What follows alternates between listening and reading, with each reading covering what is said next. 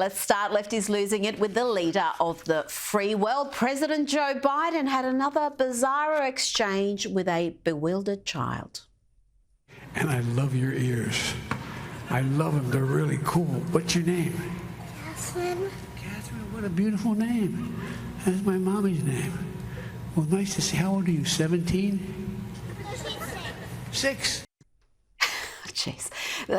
He's not okay, but given his strange sniffing antics, I'm not sure why parents continue to take their children along to his speaking engagements. I mean, what can poor 6-year-old get from that? Yeah, I know. I feel for her and her parents, and I'm not sure. Are you 17, he says? Oh, my God. Not a good look for him. He's got bigger problems right now. He's cratering in the polls. There's more rumblings within his base and his party for many reasons, not just limited to that one. So we'll see how this story unfolds. That's it. He's really, those polls aren't looking good. And if he doesn't turn things around, you do wonder if Gavin or somebody else is going to make their move.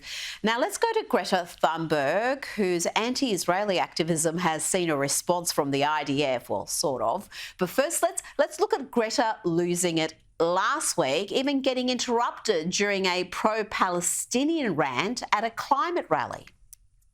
We have not been listening. The people in power have not been listening. I come here for a climate demonstration, not a political view.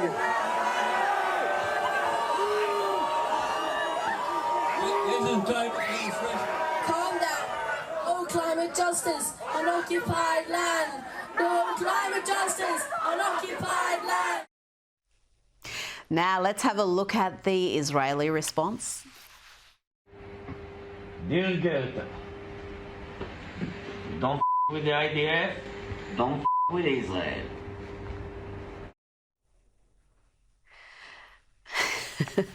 If they really want to get serious, they need to unleash the plastic straws. I mean, I'm still not over the fact, I mean, I want to talk about lefties losing it, how they somehow fooled us into banning plastic straws, and we're getting our drinks in these plastic cups with plastic lids, but the most crucial thing that needs to be plastic is paper.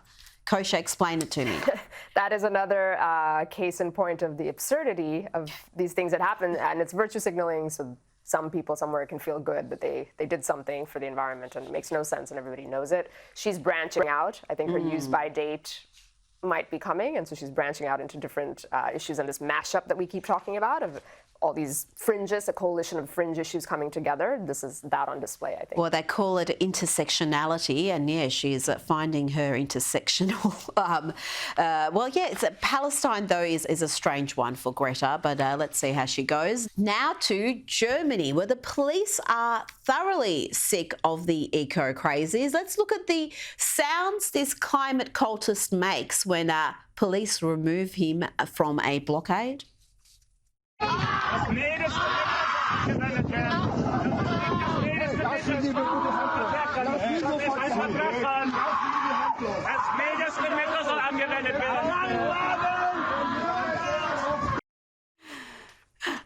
Now to London, where a group of anti-Israeli protesters became agitated when they were told a Zionist was in their midst.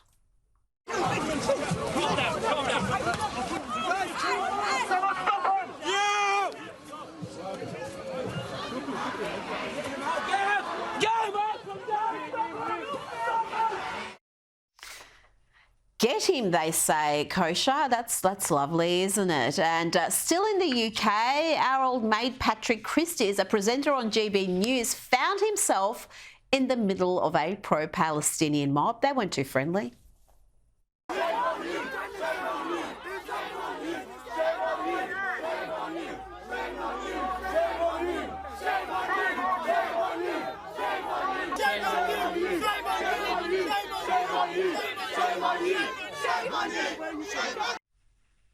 There seems to be a new tactic where they just say, shame on you, shame on you. We saw them do this outside of McDonald's outlets, just parents carrying their children out, having shame, shame, shame screamed at them. Again, like the climate protesters, and often it can be the same mob, they're not exactly endearing themselves to people who are undecided about this issue. Because I don't think the goal is persuasion, influencing opinions on your side, and like the legitimate nuances in the debate. The goal is complete takeover, coercion, shaming, all that. And you've seen it again with the BLM protesters, the McDonald's example you cited here, all these issues. It's sort of like showing force as a way to just exert basically what their view is, and it's our way or the highway. Well, it's going to be fascinating to see here in Melbourne. The kids are going to be wagging school on Thursday to have a pro-Palestinian march, and there's a huge uproar around that about how that's going to impact the Jewish kids at school, the hostility, the anti-Semitism. So it'll be interesting to see how they behave during that student-led protest. Now, let's check in on some of our youngest and brightest. Seriously, though, these lefties have been failed by their parents and the education system. Do you guys think Hamas is a terrorist organization? They are a political organization. Certain countries such as Canada, the UK, the United States recognize them as terrorist organizations, but I think that one man's terrorist is another man's freedom fighter. I live in New York, so do we live on stolen land here too? Yeah, we do. It's all a genocide that either was completed or People is look in at the me. works. What's your favorite Palestinian saying? Like from the river to the sea, Palestine would be? Free. What would happen to all the Israelis? When... They would use their second citizenship to whatever country they immigrated from, and they would go back. But not everyone in Israel has second citizenship. But everyone came from somebody that came from some heritage outside of the Middle East. Like Yemen?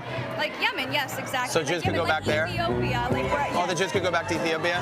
Not all of the Jews can go back to one specific place. Well, Ethiopian Jews. Wherever they came from. What about Libyan Jews? Okay, they can Go back to Libya, right? They could stay in Palestine if they honor it as Palestinian territory. Basically, what they're advocating for would see the slaughter of all Jews, but as is often the case with frightfully ignorant people, they end their rant by calling for others to educate themselves. Do you feel bad about what happened on October 7th? So I can condemn any act of violence that harms people, and I just would like to acknowledge the fact that context is important. Right. And when... Because they killed a bunch of people, like 1,400 people in one day. It's the largest killing since the Holocaust. What? It's the largest killing of Jews. Largest killing of Jews since the Holocaust. Since the Holocaust, yeah. Okay. So you still want them to go back to Yemen, Jordan, like Lebanon, Syria? Aren't educating themselves. They're just following a rhetoric that's been in a family that's completely immoral and inhumane, but nobody wants to educate themselves. And I think if people picked up their phones and Educate yourself. Now, those two were at least pleasant about their genocidal Marxist fantasies. This next lady needs to mind her manners. She starts off by asking, "Are you a Jew?" Huh? What's what? Are you a Jew? What are you doing? Hello? Why are you recording? Hey. Don't touch me. Judas, hello? Don't touch my... Why are you recording me? Say that again. Hello? Say that again. Hi. What did I say? What did you say? What did I say? Oh, hello. Hello? What? Can I not? Why are you touching me, fam? Can I smash your glass into your eyes, bro? Right. She's going to smash his glasses into his face, bro. This girl needs to calm down. But instead, we got more talk about Jews and phone smashing. How? Because I said something about Jews. Yes. Because I said I support free Palestine. Because I said I support. Bro, you're lucky I don't smash your phone. You know. Stop recording me. Please stop recording me. Everyone is recording you. I think please stop recording me. Can you please stop recording me? I'm telling you, stop recording me. Look at you, pussy. I'll get off it. Yo, what are you doing? Look. Now, this next lefty losing it has quite the imagination. Here she explains how the term good morning came about. So let's talk about where the word good morning originated from. Good morning. All right, so during slavery times, when the women used to mourn about their child being taken away and sold to a different slave master, or if one of the family members did something that resulted into them getting whipped or killed, most of these things used to happen in the evening time. So it was their way to make fun of the black slaves crying that night prior. So they would ask them, "Did you have a good morning? Did you have a good cry?" And they would laugh about it. Y'all know what mourning mean. all they did was take the U off of it so nobody would think about what it really originated from. It was really a mockery towards black slaves. Yes, a great story there, but despite the desperation of the American left, not everything is about slavery. Indeed, the earliest known use of the word good morning is in the Middle English period. Oxford English Dictionary cites earliest evidence for good morning from around 1450. So we're talking about some time before slavery in the US and before even the transatlantic slave trade began. In fact, there's 1200 is some examples of good morning there. But I just love the commitment to the cause, that we've just got to connect everything to the evils of slavery, even the phrase good morning.